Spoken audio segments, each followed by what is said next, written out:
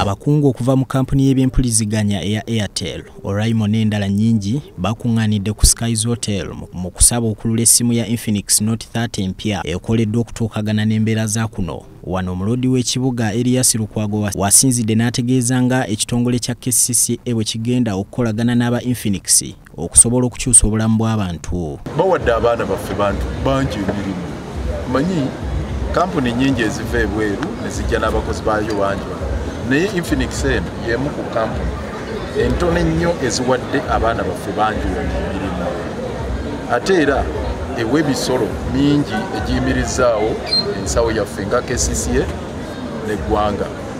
Era tuteekateeka ffe ng'ekitongole okulaba tukwatagana nabo corporate social responsibility.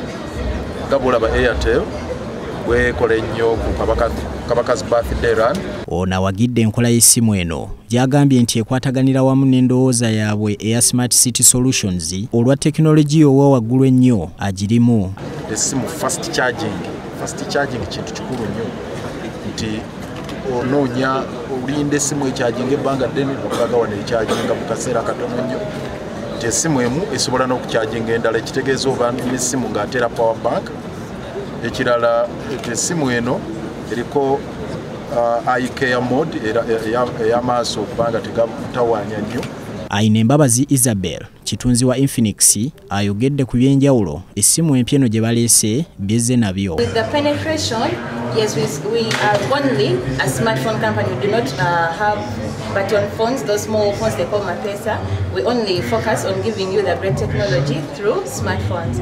So we have strived, and every year that comes by, we produce different kinds of products, different models, and every model that comes out is always better than the previous model. We always do our research. Omukwanaganya w'emirimu mu kampuni ya Airtel, David Birungi, akuutidde abasuubuzi n'abakozi b'emirimu okwettanira essimu eno olw'omuliro omuwangaazi wamu n'enkwata y'ebifaananyi ey'omutindo.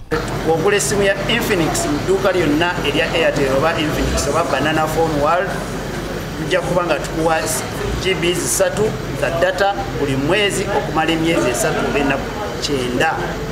Ne bw'oba nga wakatandika bizinesi era otandikirawo tukwasizaawo okusazeewo n'ogula essimu gwe tujja kuwa data. Hassan Kasagga, BBS Telefina.